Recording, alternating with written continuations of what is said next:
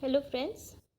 So this is the second chapter of Unit 2, Home Science, Class 12, Clinical Nutrition and Dietitian.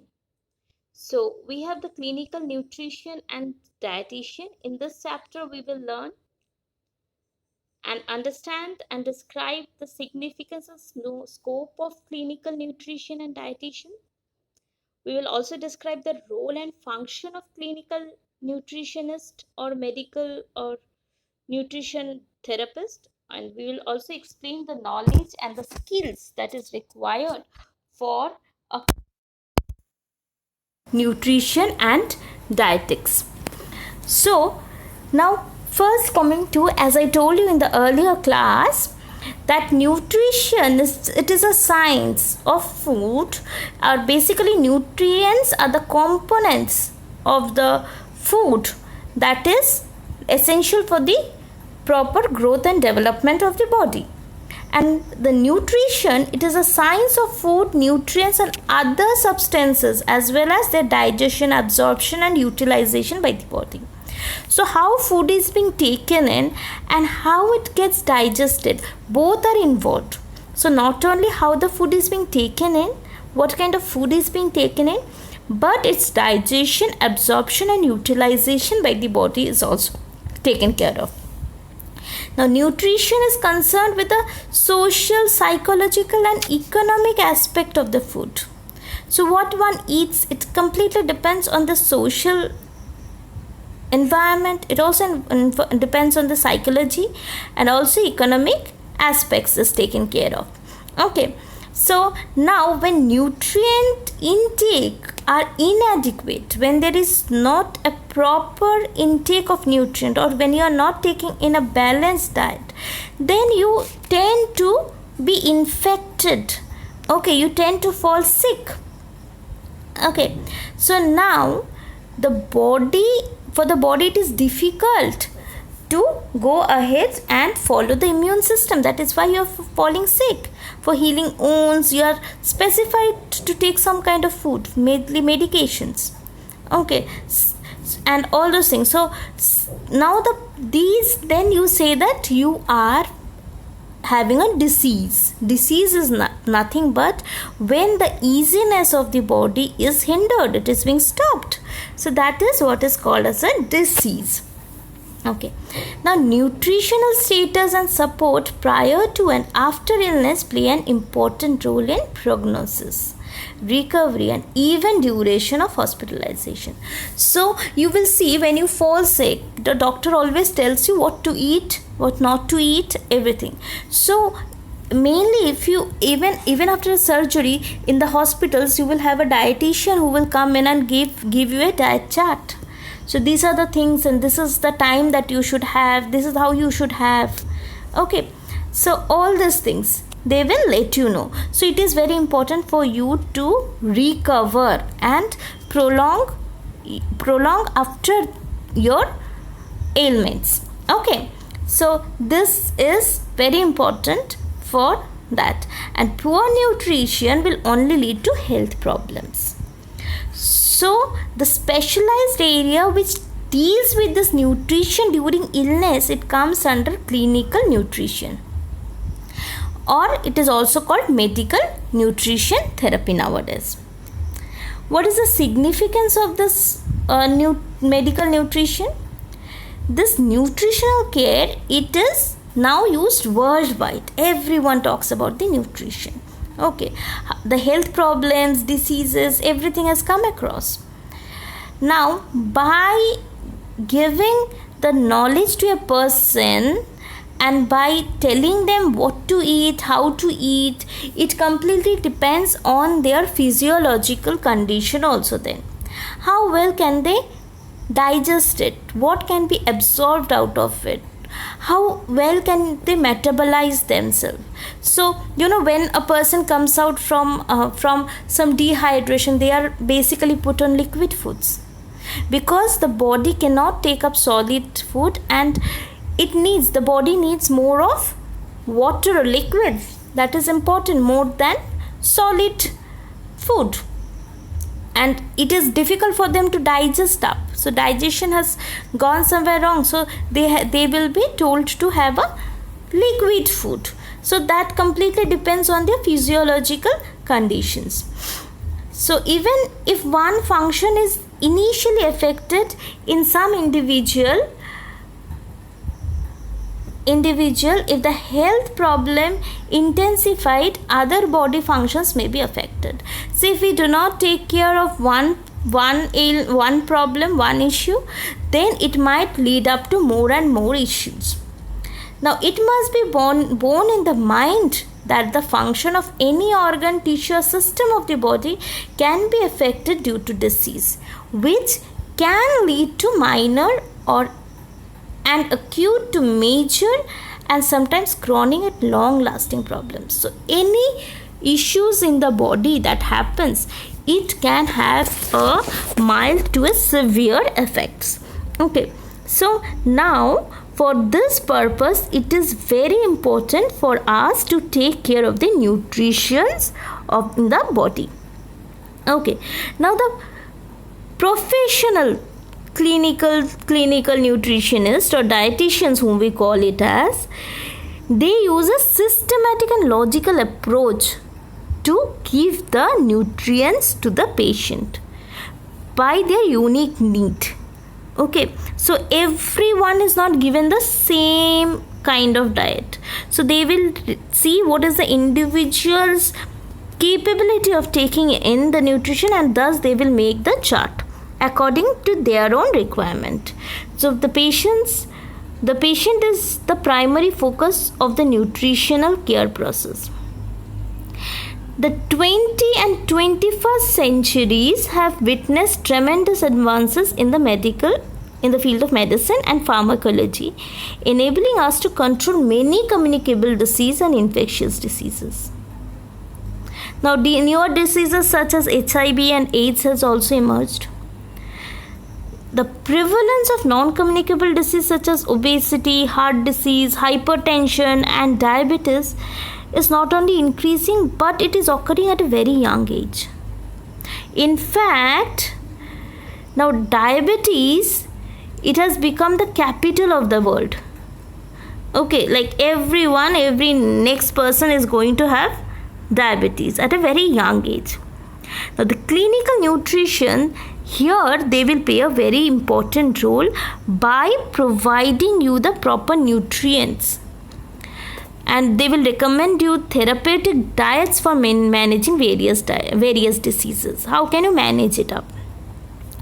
New scientific knowledge is also generated about the physiological and metabolic disturbances in chronic and acute diseases. And newer methods of nutrition assessment is also being taken care of. It's adapted.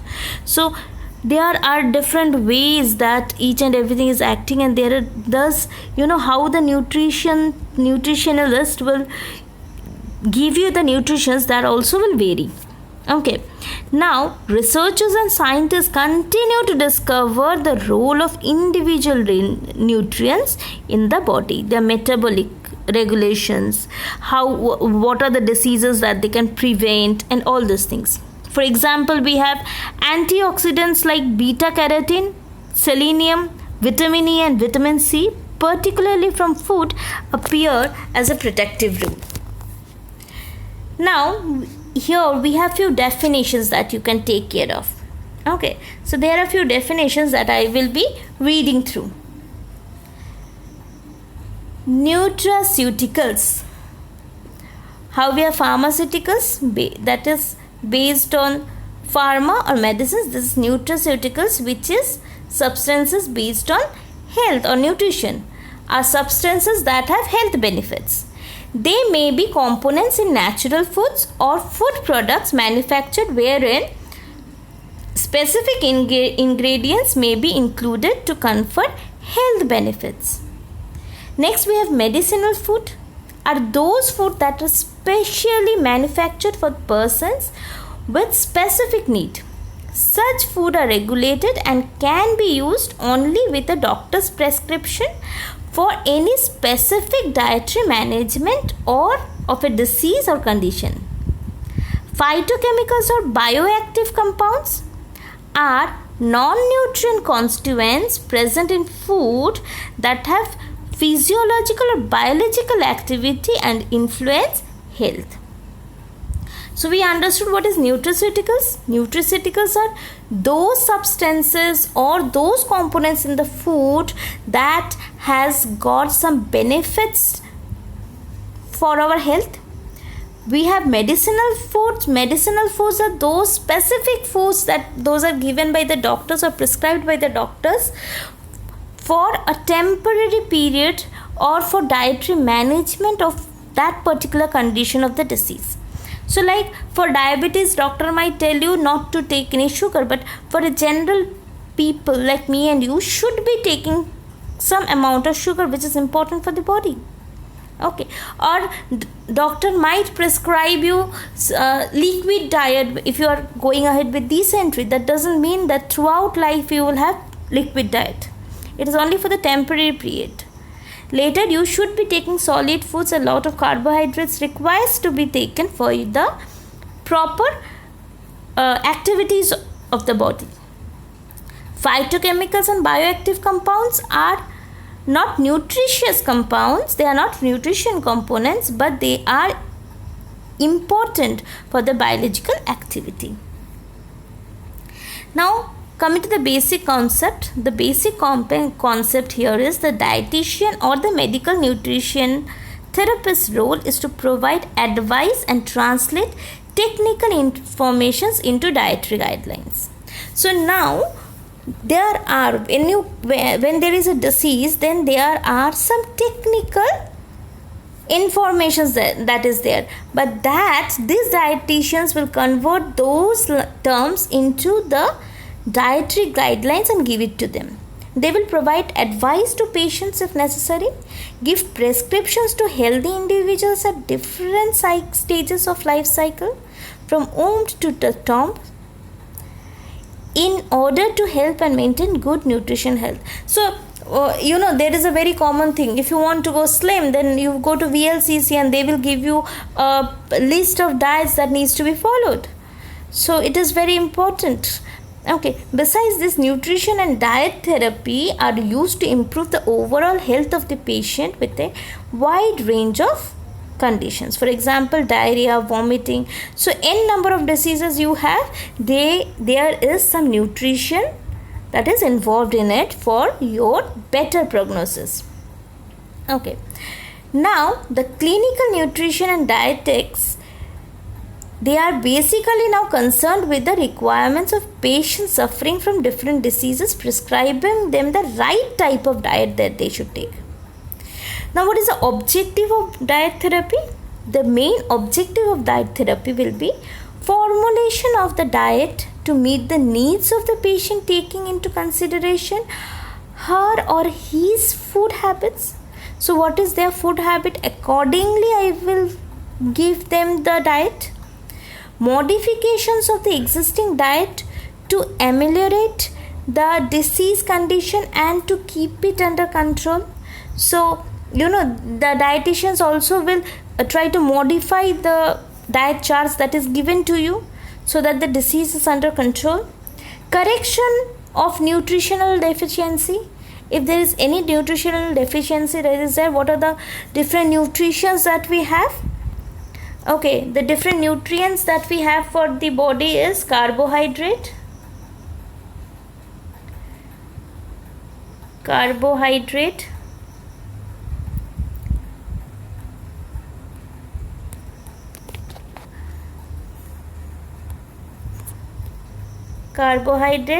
protein, fats, vitamins and minerals, right? So these are the things: carbohydrates, proteins, fats, vitamins and minerals. So if there is any deficiency among this, then they will tell you how to rectify it. Say mainly if I tell you people, those who are vegetarian, okay, they will have this lack of proteins. So, but obviously as they are vegetarians, they will not be able to take, egg or something like that. So they will be given alternatives, like they can be told to have soybean and all these factors to take up their proteins. They can be told to have milk in good amount. So all those things. Okay, so now prevention of short-term and long-term complications in case of chronic disease. If there is any complications that is there, short-term or long-term, that also can be prevented. Education and counseling of the patient regarding the need to adhere to prescribe the diet. Now the very important thing, when I am given a chart to be followed, there is a tendency that I will not follow it. So even the dietitians needs to tell them why they should follow this particular chart and have their diet. A dietitian also needs to look at the effect of illness on food acceptance and utilization. So if the patient is taking some kind of food, how well are they able to accept the food and utilize that? Some of the factors that are considered is nutritional stress, psychological stress, and effect of illness on food acceptance, acceptability of modified therapeutic diet. So herein, so the things that are involved,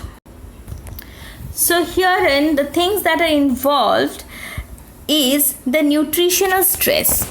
So how well they can take in the food is the nutritional stress. How much nutrients they can take in, how much the body can take in carbohydrate, how much the body can take in protein. So individualistic body, though we have a nutritional value, but even though individual body has got their own threshold of taking in some particular nutrients. Maybe there are people who cannot take too much of proteins into them. So that is how it is. The psychological stress, if they are undergoing some kind of psychological stress, again their food habits or food acceptance level will change. Effect of illness on food acceptance. So if they are suffering with some kind of disease, again the food acceptance range would change. And acceptability of modified therapeutic diets. If there is a modified therapeutic diet that is being, or supplements that is being taken in, so how much are they able to accept it? Thus, nutritional care during illness is an organized group of activities and consists of assessing nutritional status, diagnosis of nutritional problems, planning and prioritizing nutrition interventions to meet nutritional needs, evaluating nutritional care outcomes and making changes if necessary. So they will assess the nutritional status, how well they are able to accept any nutrition, and they will also diagnose if there is any nutritional problems, they are not able to take up some particular type of food, then why is it? If they are not able to take up some particular type of nutrients, they will try to diagnose the issue that is regarding that it might be allergic, they might be allergic to that kind of food, or maybe they are having some other problem, health issue, for which they are not able to accept this kind of food. Planning and prioritizing nutrition interventions. So there are nutritional interventions are there. So they will plan how they should be taking up the food and evaluating nutritional care outcomes and making changes. So they will also see what is the outcome, they will evaluate the outcome and accordingly they will make necessary changes. Okay, the nutritional care process is applied to individuals or group in any setting, from healthy person who are clients of fitness or wellness center programs, pregnant woman, elderly person being treated with illness. You have n number of people. So nutrition is important for each and everyone. Now, a study on clinical nutrition and dietetics enables the professional to plan diets according to the meet of nutritional requirement at various stages of life cycle. At various stages of life cycle, they will say what is to be taken. Modify diets in various disease conditions, keeping in mind the physical state, occupation, cultural, ethnic, and socio-economic background. Okay, so based on various conditions, and they will also plan the diets for special diets for special people like athletes, sports person. Okay, in special situation, nutrition in space, submarines, and all those. They also promote health and well-being of patients admitted in the hospital, that is in the clinical terms. Manage food services in variety of institutional settings like old age home, orphanage, schools. They will also help patients with chronic diseases like diabetes, heart disease to prevent any complications. And they also will promote better health in the continuity and better efficacy of service general in a holistic development. Okay. Now, nutritional assessment is required to obtain information on the patient's nutritional status and nutrient needs. It is involved obtain detailed information. Just to give a gist of it, obtain detailed information on health, diet, and personal and medication histories. Anthropometric measurements, BMI and all those, relating the information on laboratory and physical measurement with the above and physician's diagnosis. Okay, the physical as well as whatever diagnosis is given by the doctor, and interpreting all the above to identify potential nutrient deficiencies and risk of future deficiencies. Okay, now these must be kept in the mind that physicians, they are ultimately responsible for the patient's medical needs, including nutrition. Okay, so not only the medical needs of medicines are taken into consideration, but also the nutrition that is taken up. They always keep a record of that. They always, in the hospitals you will find, they will keep a record of whatever food you have taken in the morning, and that is how much what nutrients in what quantity or what value has been taken by you. So they will have this nutritional assessment and evaluation of the diet that is taken in, so they can tell, okay, this particular diet cannot be given to this patient, or this particular diet should be given to this patient. Okay, so that today's life, you have in the field of clinical nutrition, it has evolved into a practice that is increasingly incorporated in the mainstream of medicine. Okay, now the dietitians, they have the primary responsibility for ensuring that the patient receives appropriate diet, and that is a balanced diet, the correct diet, and optimal nutrition care is also taken. Okay, so there is different this nutritionalist will go ahead and analyze the nutrient needs of the patient, and accordingly they will administer suitable supplements or regimens to the patients on counseling in the outpatient department or OPD. Now, both normal and therapeutic diets are planned to restore good nutrition in the individual. So an individual, they are able to cope up and maintain good health. For that, normal as well as therapeutic diet is very much required. Okay, so now herein we will see what are the different types of diet that is there. What are the different types of diet? It varies based on the age, sex, physiological state, occupation, and health status. First and foremost, we will tell a regular diet, or which is standard diet. So this is a balanced diet which includes all groups of food and meets the needs of a healthy person. Okay. Next we have modified diet. So modified diet is to meet the medical needs of a patient. So there might be change in the constant consistency or texture, like fluid or liquid food, as I was talking about soft diet, or there is an increase or decrease in the energy level that needs to be taken. Okay, and so that also will depend. So one is change in consistency, other is increase and decrease in energy intake. This also includes greater or lesser amount of one or more nutrients. There might be increase in some protein intake after surgery in case of surgery, low protein intake in case of kidney failure, so accordingly it will go ahead. Change in the number of meals or modify in the intervals of feeding. So how frequently do you eat, how less frequently do you eat, so that is there, that is also taken care of. Okay, now first one, when I talk about change in consistency. So liquid diets, they are primarily fluid at room temperature. So these are mainly for patients, as I said you, those who are suffering with diarrhea or those who are suffering with dysentery, dehydration, all these things. So there is a problem. So liquid diets is only told to patients those who have difficulty in chewing or swallowing the food. And the examples would be coconut water, fruit juice, soup, milk, buttermilk, etc.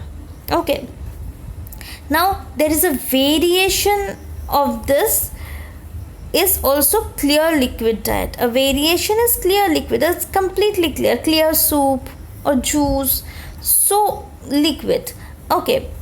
And there might be soft diets. Soft diets are like khichdi, sabudana, kheer, and all those which are very soft in nature. They are soft, but they are solid food. They do not have any fibrous content or gas forming foods. So there is no gas forming issues are there. So these kinds of food is taken by people when they have risk of indigestion, abdominal distension, nausea, cramping, or any other gastrointestinal problems. They are unable to digest the food.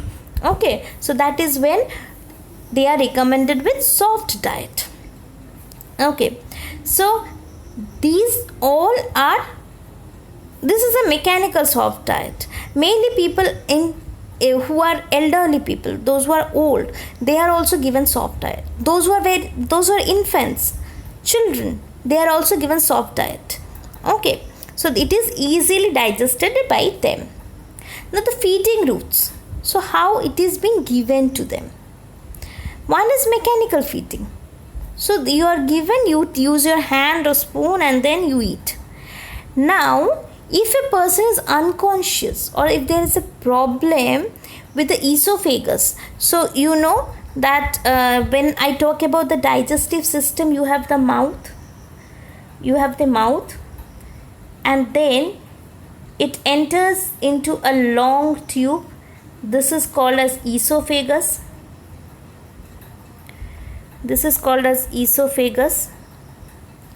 And then this enters into the stomach, which enters into the small intestine, and then it enters into the large intestine, and the food is being taken away from the anus. So this is what I call it as the digestive system.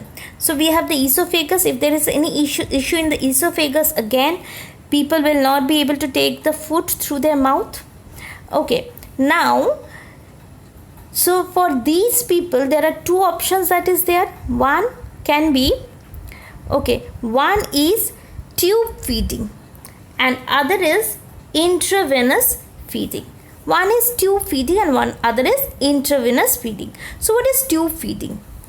Tube feeding is when the food is delivered through a tube.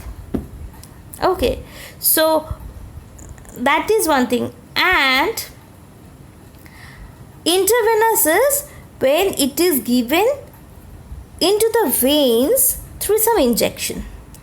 So obviously in basic cases this tube feeding is always preferred. Okay, So these are preferred over intravenous feeding as long as gastrointestinal tract is functioning properly. So whatever is being absorbed is being taken in. Next is, I will come into the prevention of chronic disease. How they tell you how to prevent a chronic disease. Now, while preventing a chronic disease, dietitians, they will have a very important role. They will tell you what to eat, what not to eat. So the foods we consume, they are basically processed food. Say you say sugars, fats, they contain a lot of it. Okay, so when we take all these things, it seems we are taking a lot of fats, a lot of refined sugar. So these have taken in, and we have reduced the intake of vitamins, minerals, fibers, everything. So in a non-vegetarian population, consumption of animal protein has also increased.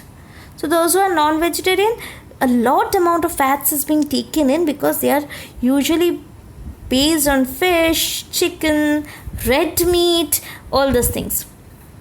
Okay, so these also have caused various diseases like hypertension, cardiovascular diseases, all these things. So for example, if I talk about increase in sugar and fat consumption and decrease in fiber consumption, less physical activity, it might lead up to obesity and diabetes. If you take too much of salt, highly salted food like chips and all those things, this can increase your sodium content. Okay, and it can lead you into high blood pressure. So all these things is there. So there are a lot of issues. Now, if you are planning to prepare a career in this nutrition, so you should have a knowledge of the physiological changes in disease condition, changes in RDAs or nutrient requirement, in illness of dietary modification required. So any modification that takes place in the disease time, you should be aware of it. The skills in assessing nutritional status of the patient using clinical and biochem. So if you have this biochemical criteria and the clinical test is being given to you, you should be able to assess the nutritional status. What is the nutritional status? Okay, and the requirements of individual patients and specific disease conditions. You have to recommend and administering diet to the patients, and communication for diet counseling, adapting to cultural milieu, food taboos, and overcoming fads and myths. So do not go ahead and support any kind of myths like if you take sugar you will get diabetes. No, if you take sugar you will not get diabetes, but if you have diabetes you will not be allowed to take sugar. So because sugar intake is also very important for the body, you need to take in sweets. Okay, I have come through people, those who do not take sugar and then end up in this low sugar and further issues. It's absolutely essential to have knowledge of the subject on the areas of nutrition, food science, food consumption, clinical nutrition, etc. So it is very important for a person who wants to take up career in nutritionist to not only to know what is the nutrition for each and every disease, but also should be aware of the myths. Okay, now food safety is also very important. So one of the areas is food safety, wherein one needs to take care or have a knowledge on the microbiology and food microbiology and safety, food quality, assurance of food laws, regulations, and all those things. So they need to have a knowledge about all these things, how the food is prepared, how should it be stored, how it should be transported from one place to another. Also, they need to also have a knowledge and understand the bookkeeping and accounts, record keeping, management, especially personal management are important. So how they should take up, and counseling, it is an art and a science. So a counseling also needs to be taken up if required, how well they should take their diets. Next, preparing for a career, again I'm talking. So if you're preparing for a career in nutritional development or clinical nutrition and dietitians, you need to pass your 10+2, and after that you need to take a BSc degree in home science or BSc specialized in nutrition. Okay, and post that you need at least to complete your postgraduate diploma in dietitian. So with this you will get an opportunity to work somewhere as an intern. So there is an internship that you will have to do as a dietitian, maybe in a hospital, maybe in a school or something like that. Those who have the BSc degree in home science, life science, biochemistry, microbiology or biotechnology, they can enter in the postgraduate diploma. In postgraduate, what you have MSc in home science, nutrition and dietitians. So now after completing all this, you can be employed as a dietitian. Okay, and once you qualify all these things, they will give you, or you are said to as registered dietitian. You will have a registry. Okay, registered dietitian. Now then after that you can choose up your career into teaching, you can choose up your career into research, you can go and enter into universities, colleges, or even you can enter into hotels and all those things.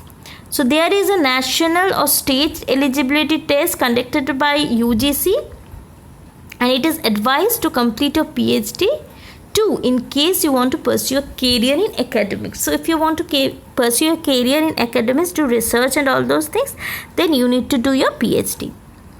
Now coming to the scope that you have. So teaching, research, PhD is obviously a scope. More than that, you can go ahead and join in hospitals as a dietitian. You can go ahead treating people, curing them from various diseases that is there by following some dietary guidelines. Then after that also you can go ahead and design, you can implement preventive and promotive nutrition programs to tackle some nutritional deficiencies that is there. You could join hospitals, clinics, teacher, faculty, manager, restaurant, research laboratories, anywhere.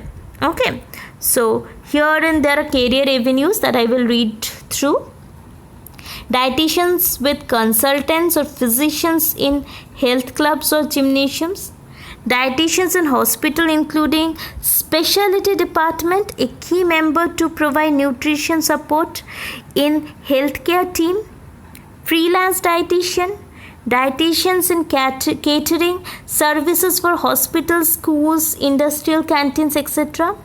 Entrepreneurs who develop and supply specialty food for health-specific health purpose.